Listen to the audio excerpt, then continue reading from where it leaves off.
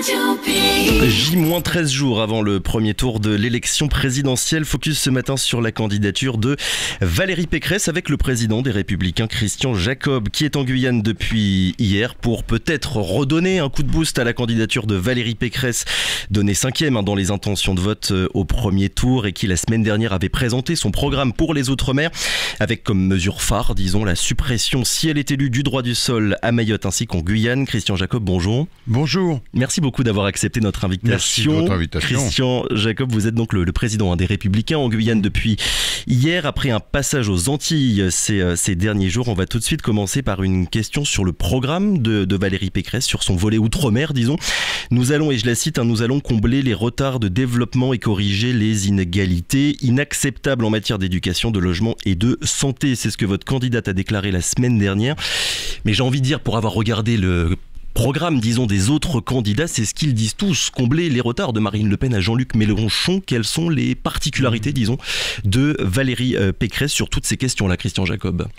La première différence, c'est que on est sur un programme qui est chiffré, qui est programmé dans le temps, c'est-à-dire que Valérie Pécresse s'engage sur une loi de programmation sur les grandes infrastructures. Sur 10 ans, c'est bien ça. Voilà, c'est-à-dire qu'on ne peut pas, sur les grandes infrastructures, dire on va mettre tout et n'importe quoi dedans. Donc il y a la nécessité de le faire en lien direct avec les collectivités territoriales sur les équipements qui sont nécessaires, parce qu'il y a effectivement des équipements structurels où il y a un retard aujourd'hui à combler, c'est, je crois, indiscutable.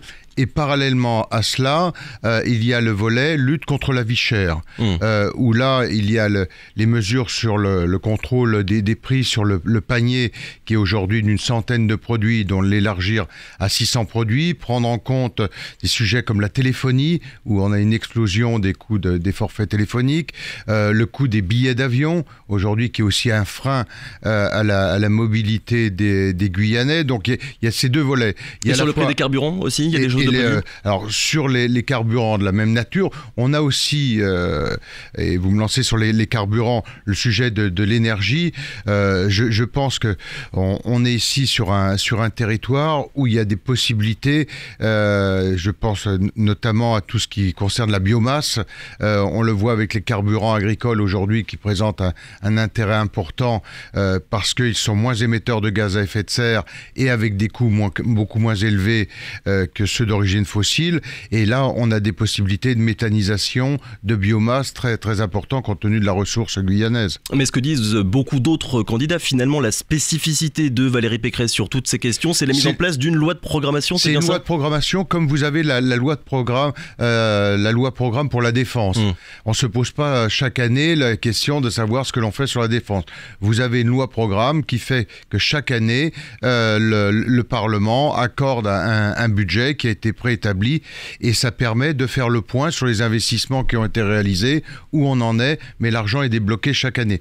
Et c'est le meilleur moyen d'assurer la continuité, parce qu'on voit bien que ce retard, ce serait de la démagogie de dire mais vous allez voir, dans les 2 ans qui viennent, on va tout boucler. On sait que ça ne se passe pas comme ça. D'où l'idée de s'engager dès maintenant sur 10 ans et en disant voilà le budget qu'on y mettra, et avec les collectivités territoriales, les 2 ou 3 grandes priorités. Combien d'ailleurs, quel est le budget que vous comptez allouer aux Outre-mer dans les prochaines années? C'est le Parlement qui le définira. Il y a déjà eu des bases ici sur des grandes infrastructures qui peuvent sans doute être reprises. Oui. Mais ça, c'est le travail Parlement avec les collectivités territoriales. L'idée de la loi programme sur l'Outre-mer, c'est qu'on ne décide pas les choses de Paris et qu'il y a des spécificités antillaises comme il y a une spécificité guyanaise où Mais justement, puisque vous en parlez, Christian Jacob, autre sujet, les élus de Guyane se sont réunis, vous le savez très certainement, ce week-end en congrès. Ils ont voté en faveur de l'autonomie du territoire pour que le statut de la Guyane change. Si Valérie Pécresse devient la prochaine présidente de la République, elle soutiendra cette évolution statutaire pour, comme vous venez de le dire, que tout ne soit pas décidé depuis Paris. Nous sommes favorables, c'est la position de Valérie Pécresse, sur une grande loi de décentralisation. Je me méfie des mots qu'on met parfois en pâture, comme l'a fait le président de la République en Corse, en disant autonomie. attention, qu'est-ce que l'on met derrière? Parce que le slogan, je l'entends.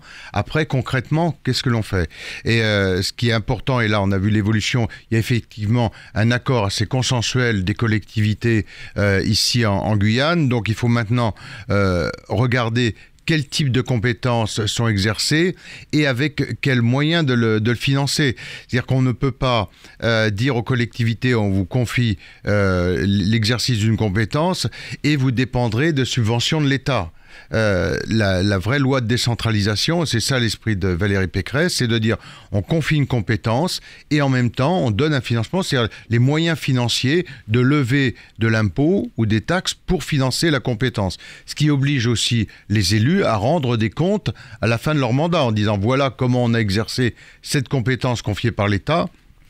On a les moyens financiers, ce que l'État nous a autorisé à lever l'impôt pour le financer, et voilà ce que l'on a fait. Donc c'est ça l'esprit dans lequel nous sommes. Décentralisation d'un côté, autonomisation entre guillemets de l'autre, quelles sont les deux différences à vos yeux ?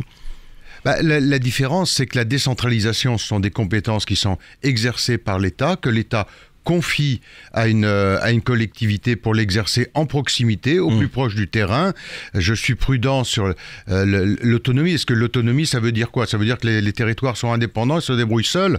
L'autonomie, c'est pas l'indépendance, voilà. C'est vraiment deux choses différentes. Mais je dis, faisons attention à l'utilisation des mots. Moi, je préfère des compétences très claires avec les collectivités qui ont les moyens réels de financer ces compétences, et on le fait dans le cadre de la loi, c'est-à-dire que, vous voyez, on a vu au moment de la crise de la Covid que les collectivités territoriales se sont bien souvent substituées aux failles de l'État. L'État, en étant dans un système hyper centralisé, était incapable de répondre aux problématiques des territoires qui étaient souvent bien différentes d'un territoire à l'autre. Et c'est les collectivités territoriales qui l'ont fait. Donc cette compétence étant exercée par l'État, on peut effectivement la décentraliser, dire je décentralise et je demande par exemple à la collectivité territoriale, puisque vous avez une collectivité unique en Guyane comme en Martinique, d'exercer la compétence sur la santé. Mais il y a besoin d'un système de santé qui soit national. Donc c'est ça la différence, c'est-à-dire compétence nationale, on confie aux collectivités et on leur donne les moyens financiers de le faire. Et pour être très clair, Christian Jacob, demain, si Valérie Pécresse est élue, que la CTG et son président Gabriel Serville viennent voir votre gouvernement, le gouvernement de Valérie Pécresse, la réponse, quelle serait-elle? Oui à un petit peu plus de pouvoir, mais non à l'autonomie? C'est de dire... Moi, je veux qu'on sorte des mots, parce que... concrètement, c'est quoi? C'est-à-dire le président de la collectivité vient voir en disant « Je suis prêt à exercer la compétence sur les réseaux routiers, je suis prêt à exercer telle ou telle compétence, et donc on discute avec quels moyens, comment je lève l'impôt pour le financer. » C'est ça le sujet de fond. Après, on s'enferme dans des... Mais concrètement, quelles compétences les collectivités veulent exercer et avec quels moyens financiers? Parce que si on dit aux collectivités, vous exercez la compétence, mais vous devrez venir réclamer une subvention tous les ans à l'État, ça n'est pas ça. Donc ça, le fond avant la forme, en quelque sorte. Voilà. Ça, c'est la mise sous tutelle. C'est ce qu'a fait Emmanuel Macron. Quand il supprime la taxe d'habitation, c'est se fiche du monde en réalité. Parce qu'il dit aux gens, mais regardez, c'est génial, on vous supprime un impôt, tout le monde trouve ça formidable. Sauf que la réalité, les gens continuent à le payer, cet impôt. On ne le paye plus de la même façon. Et tout le monde le paie. Et c'est pas de dire, parce qu'on entend parfois des gens qui disent « Oui, mais nous, on ne paye pas d'impôt. » Si, quand on prend de l'essence, vous payez de l'impôt. Quand vous achetez des produits de première nécessité avec la TVA, vous payez de l'impôt, bien évidemment. Donc, en fait, on a supprimé un impôt, mais on a mis sous tutelle les collectivités territoriales. Ce qu'on a dit aux collectivités territoriales, la part qui vous revenait, finalement, vous allez devoir la demander à l'État par le biais de dotations. Donc, en fait, on les met sous tutelle. C'est l'inverse de la décentralisation de ce qu'on souhaite faire. Alors, autre sujet, Christian Jacob, annonce phare, on va dire, de Valérie Pécresse concernant les Outre-mer, je l'ai dit en introduction, c'est la suppression du droit du sol, notamment en Guyane. C'est, comment dire, une vraie proposition ou bien une façon de convaincre les électeurs qui seraient tentés par le vote Marine Le Pen et Éric Zemmour? Non, c'est que on ne peut pas continuer avec une immigration qui est totalement incontrôlée. C'est le cas aujourd'hui. Notamment avec le gouvernement d'Emmanuel Macron. Ça avait commencé avec François Hollande, mais ça s'est empiré. Plus aucun contrôle de l'immigration. Et ça n'est pas possible parce qu'on a des migrants qui arrivent et qui s'entassent dans des quartiers, dans des conditions inhumaines, abominables. Et donc, il faut remettre de l'ordre dans ce domaine. Ça veut dire un contrôle strict des frontières. Ça veut dire une réforme sur le droit d'asile, que les demandeurs d'asile, les demandes se font dans les pays d'origine via les ambassades françaises. Mais ça n'est pas une fois qu'on est sur le territoire national qu'on demande l'asile. Parce qu'on voit bien que sur les demandeurs d'asile, 80% des demandeurs d'asile ne sont pas éligibles en réalité, on le sait pertinemment. Donc c'est pour ça qu'on souhaite que l'instruction des dossiers se fasse sur les territoires d'origine via nos ambassades, et ensuite eh bien, sont présentées les demandes d'asile de ceux qui potentiellement sont éligibles. Ça passe aussi sur les mesures sociales. Il y a un phénomène d'aspiration aujourd'hui, c'est-à-dire une ouverture sur les aides sociales qui rend attractif la France. Donc là, on a aussi une série de mesures, de dire par exemple, pour bénéficier du RSA ou du minimum vieillesse, il faudra avoir travaillé de manière régulière et légale bien évidemment, pendant au moins 5 années en France et cotisé pour pouvoir bénéficier d'une prestation. C'est-à-dire qu'on ne peut pas venir en France pour bénéficier des prestations. Sur l'immigration, chaque année, on aura un débat à l'Assemblée nationale sur le vote d'un quota, de migrants, de façon à savoir quelle est la possibilité d'accueil de la France. L'immigration zéro, comme le disent les extrêmes, c'est se fiche du monde. Tout le monde sait que ça ne tient pas. Mais en revanche, une immigration réglementée, et chaque année, les parlementaires, députés, sénateurs, auront à se prononcer sur les quotas de migration en fonction de notre capacité d'accueil et de la réalité économique, c'est-à-dire du besoin en main-d'œuvre. Christian Jacob, pour revenir à cette campagne, pour quelles raisons Valérie Pécresse n'a fait aucun déplacement dans les Outre-mer depuis ces derniers mois? Écoutez, ça a été très, très compliqué avec le Covid, avec l'organisation de la campagne, sa désignation au mois de décembre. Tous ces éléments-là ont fait qu'effectivement, ça a compliqué les choses. En revanche, elle a été très réactive. Vous savez, lorsqu'il a fallu envoyer des masques au moment de la crise Covid aux Antilles et en Guyane, ou des respirateurs. En sa qualité de présidente du Conseil régional de l'Île-de-France. C'était la première à réagir. C'est-à-dire que à la fois la connaissance de la réalité de l'outre-mer et la capacité en solidarité de répondre immédiatement, c'est pas les autres régions qui l'ont fait. Elle connaît trop bien l'outre-mer pour se priver d'une visite de campagne. Ce que je veux dire. Mais ce que je veux dire, c'est que c'était pas sa compétence. Les masses, c'était pas une compétence régionale. Non seulement elle en a fourni aux Franciliens, mais elle a eu le réflexe immédiat de venir en solidarité de l'outre-mer. C'est la seule à l'avoir fait de cette ampleur. Et pourtant, Christian Jacob, c'était au début du mois de mars, Babette de Rosière, qui était l'une des oratrices régionales de votre candidate, a quitté la campagne de Valérie Pécresse en dénonçant une campagne qui était hors sol, comme quoi Valérie Pécresse méprisait, je la cite de mémoire, les Outre-mer. Du coup, je vous pose ma question autrement. À quel point l'Outre-mer compte pour Valérie Pécresse? Vous savez, entre les déclarations de Babette de Rosière et le fait d'être capable d'envoyer 500 000 masques et des respirateurs, je pense que les Antillais et les Guyanais feront très clairement la différence. Qu'est-ce qui est ressorti des rencontres que vous avez pu faire ici en Guyane ou aux Antilles, Christian Jacob? Je crois qu'en Guadeloupe, vous avez notamment rencontré des acteurs du monde économique. Qu'est-ce que vous comptez faire pour l'économie ultramarine, on va dire, sur les questions de l'octroi de mer, le développement et l'accompagnement des entreprises? Alors vraiment, c'est le sujet de fond, parce que derrière ça, c'est l'emploi. L'emploi, la formation. Donc, au-delà des acteurs économiques, je suis également allé voir des centres de formation professionnelle, des centres d'apprentissage. Je suis allé visiter des hôpitaux également, de façon à avoir une perception la plus large possible, la plus fine possible.